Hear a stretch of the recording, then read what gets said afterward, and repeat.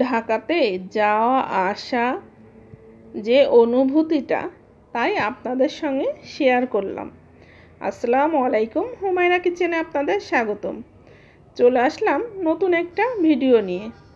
আজ আপনাদের সঙ্গে শেয়ার করব আমি ঢাকা যাওয়ার সময় কি করেছিলাম এবং আসার সময় কি করেছি, সেগুলো আপনাদের সঙ্গে শেয়ার করব। আমরা কিন্তু ফেরিতে ওঠার জন্য আমাদের গাড়িগুলো লাইনে দাঁড়িয়ে আছে।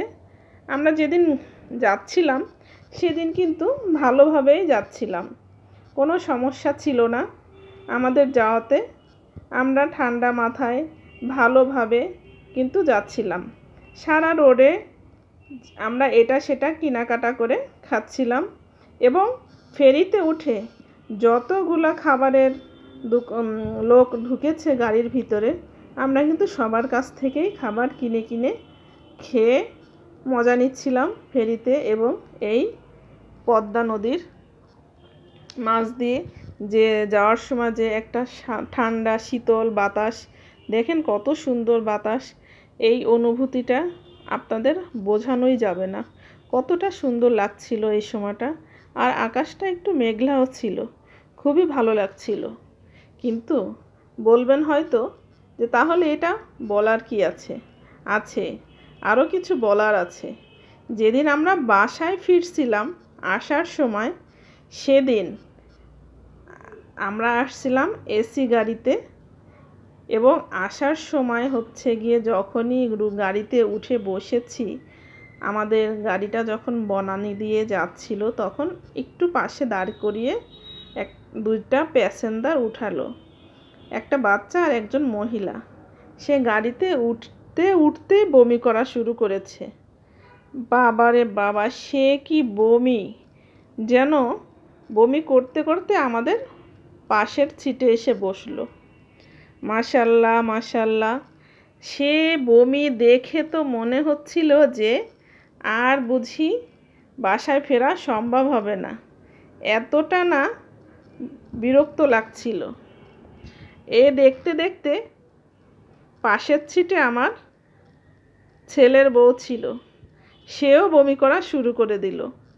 সে বমি করছে পলিথিনে করে, তো জানেনই এসি বাসের ভিতরে বমি করতে গেলে পলিথিনে করেই বমি করতে হবে।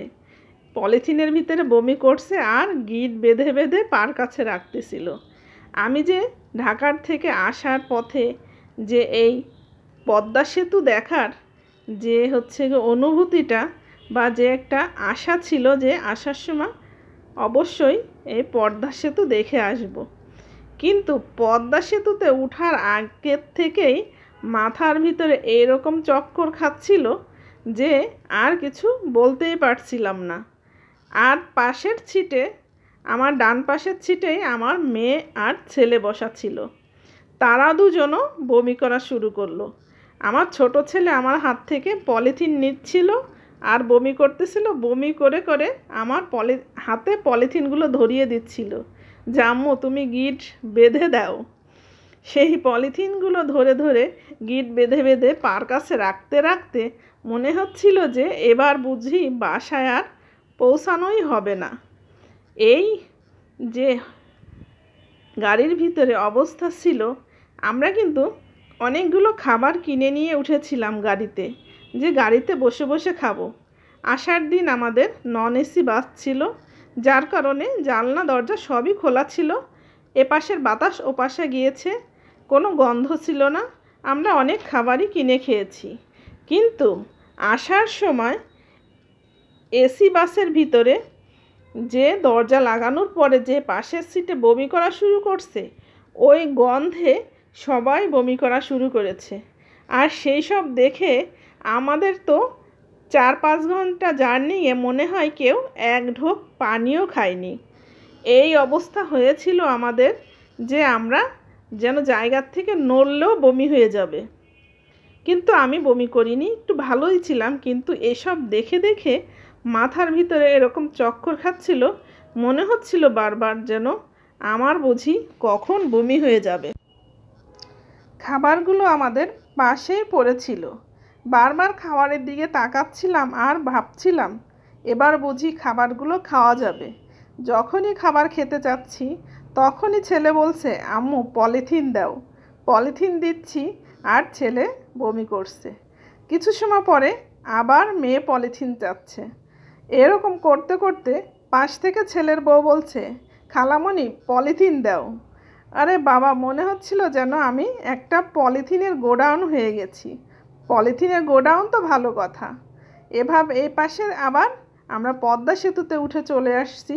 পদ্মা সেতু কিন্তু এর ভিতরে পারও হয়ে গেছি। কখন যে পার হয়ে যাচ্ছি, কিভাবে কি হয়ে গেল কিছুই কিন্তু বুঝতে পারছি না। মাঝে মাঝে কিন্তু পদ্মা সেতুর ভিতরে দেখেছেন জায়গায় জায়গায় চর পড়ে গেছে। এরকম করতে করতে কিন্তু আমরা পদ্মা সেতু শেষ পর্যায়ে চলে আসছি। এ দেখেন চারিপাশে একটা ব্রিজ, ওপাশে একটা ব্রিজ, এখানে মাঝখান দিয়ে রেল লাইন চলে গেছে। আমি এবার লাস্টের দিকে একটু দেখার চেষ্টা করতেছিলাম যে পদ্মা সেতুটা যা ভাবছিলাম যে একটু এনজয় করব, তা করার উপায় নেই। এর ভিতরে পদ্মা সেতু শেষ হয়ে গেছে। এরপরে ভাবলাম ঠিক আছে, আমি পদ্মা সেতু দেখব না, এরপরে ভাঙা ব্রিজ দেখব। ভাঙা এসে যে আঁকা বাঁকা রোডটা ওইটা দেখব। কিন্তু এভাবে বমি করতে করতে আমার ছেলের বউ আর ছেলের বউ আমার বোনের ছেলের বউ আর আমার ছেলে মেয়ে সবাই, শুধু বড় ছেলে আর আমার শাশুড়ি শুধু ভালোই ছিল, ওরা বমি করেনি। কিন্তু আমার ওসব দেখে দেখে বমি হয়নি, কিন্তু খুবই খারাপ লেগেছে।